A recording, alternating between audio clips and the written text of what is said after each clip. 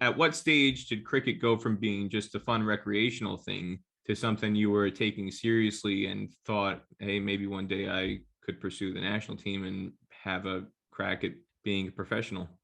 I think the biggest moment was while I was at Crickmax and when Coach Pubudu came in, and when he saw me and he told me, or basically just asked my coach, who is this kid? And like he wanted to talk to me. And when he started talking to me, he like was telling me about like, oh, you should really focus on your game and all this. Like he was giving me basically like motivational tips and everything. And I think that moment when Coach Pubudu really saw me and started talking to me was where it gave me confidence. We're like, oh, I'm gonna take this seriously now. This is where I'm gonna go. How old are you when that happened? I think I was around 15, 16, so some age around there. I have really bad memory. Well, Pubudu left the USA role in 2019. So it would have been what, 2017, 2018? Yes, 17, 18. So it was more like 4 or 5 years ago. Yeah, so I was about 15, 16. Yeah. What specifically just about that changed your philosophy in terms of how you were approaching your cricket at that point in time?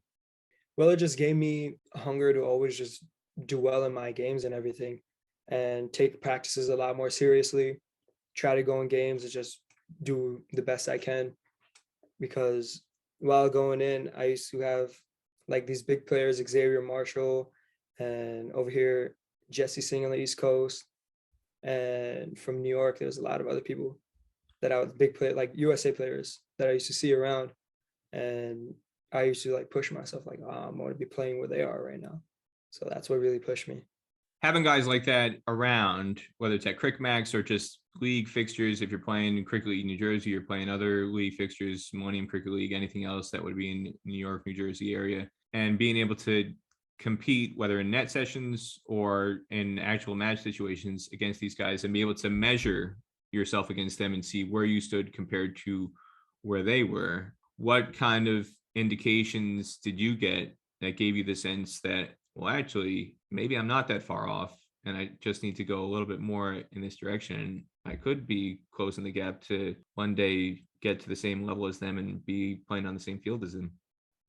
Well, mostly playing along like these big players. For example, when I was in US Open, I think it was 2 years ago, where Andre Russell and all these guys came, Sherfane Rutherford, also with Cavaliers, where I'd be bowling to them and they'd be telling me to keep working on myself.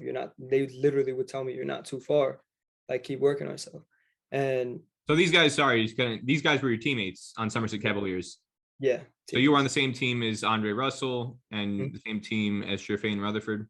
Yeah, we're on the same. And Rusty Tehran, was he on the same team as well? Yeah, Rusty also. Rusty Thrawn also.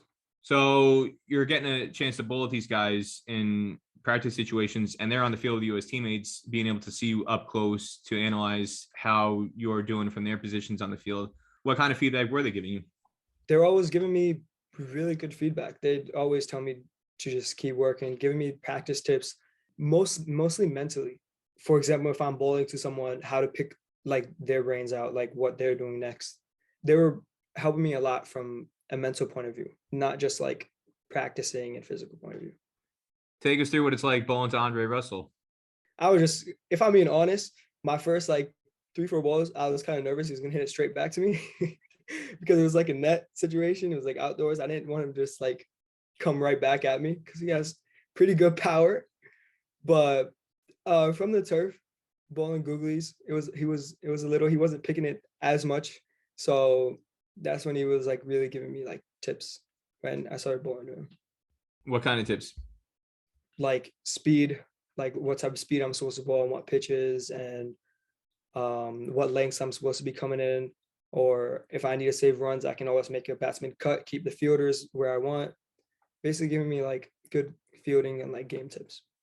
It's really interesting to hear you talk about that because a lot of the times when people discuss the impact and the influence of elite players who are exposed to the US cricket scene and the impact and the influence that has, it oftentimes focuses on just getting a chance to bowl against them or bat against them and the on-field competition, but not as much attention or discussion is paid to the influence of the interactions that take place in a change room or off the field, and like you talked about, the mental side of things and the strategic elements, and how to adjust your mentality with regards to how you approach a certain player when you're bowling to them, or how to approach a certain bowler if you're batting and there's a field set a certain way, and what to expect, and how to manipulate your guard or your shot selection and all that. And it's really interesting to hear you talk about that. When you had these opportunities at the US Open with Somerset Cavaliers, were you expecting that those kind of things would happen with regards to getting a chance not just to kind of soak up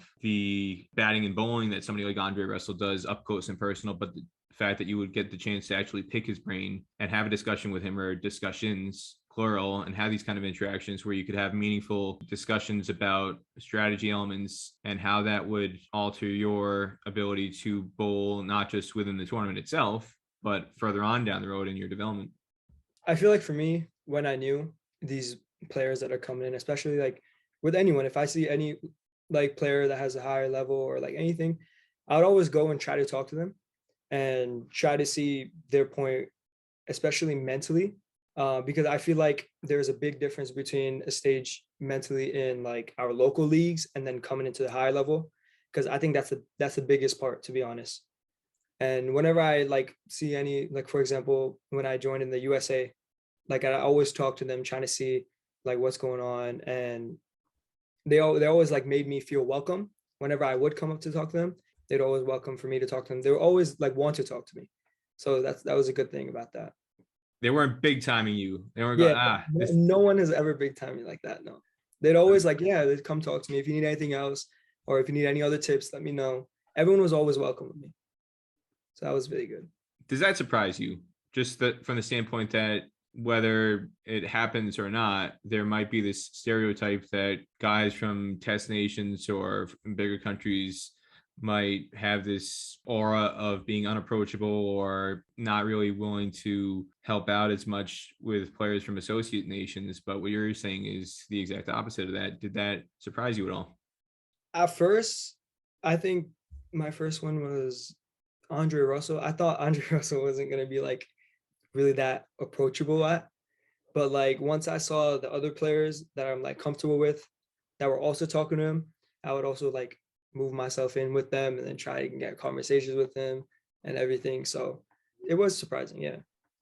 What has the transition been like for you from a mental standpoint in terms of how you approach things? Because yeah, for most of your life and most of your career development in New Jersey, you've focused primarily on your batting, but just so happens your ticket into the national team on the men's side is through your leg spin.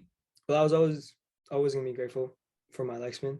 Going in as a leg spinner was pretty shocking to me because I was like mostly self-taught as a leg spinner. I never really had anyone teach me or talk to me a lot about leg spin as much as like my batting, as like coaches and a lot of other people helped me with my batting technically, mentally, and everything. But leg spin was always something I believe that was just natural for me. I actually started off leg spin because of Coach Pubudu. I used to be a fast bowler with some weird action, with jumping off the wrong foot. Define weird action. Were you chucking or were you doing other weird No, stuff? I used to like this, like coming in from the side. It was really weird. And Coach Pubudu knew that I would injure myself if I keep doing that. And it will really affect my batting if I keep bowling like that, because my back is gonna be really messed up.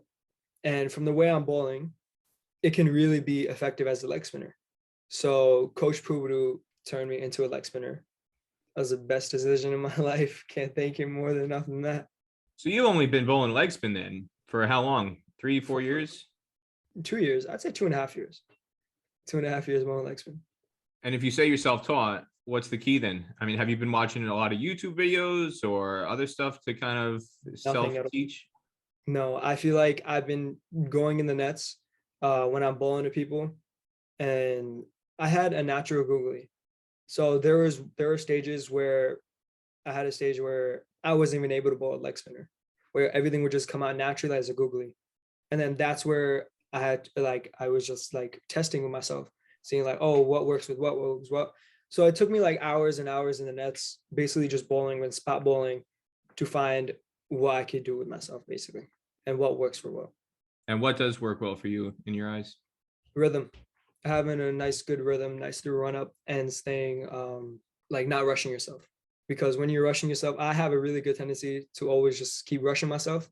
There's a lot of like videos where even in nationals where you see me literally running back to my crease ready to bowl. And that was a big issue because I wouldn't be like looking at my field or anything, or I'll be rushing myself when my hand speed will come too quick, and then I'll bowl short or anything. So I feel like for a leg spinner, having a good rhythm and a good speed going through your run up really helps the momentum of coming from the ball coming out of your hand.